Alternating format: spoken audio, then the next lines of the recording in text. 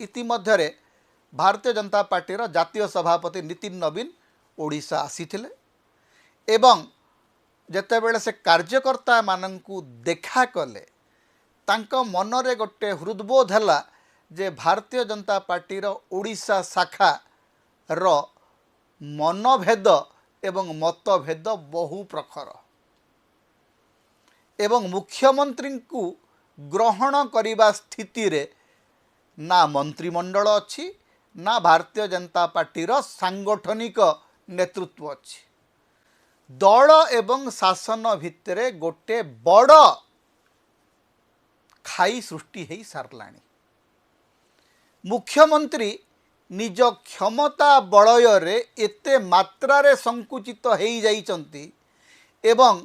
दल भितरे तांकु एते मात्रा चापग्रस्त करी रखा होउची जे मुख्यमंत्री कौनसी निष्पत्ति नेबारे सफल हो नहांती।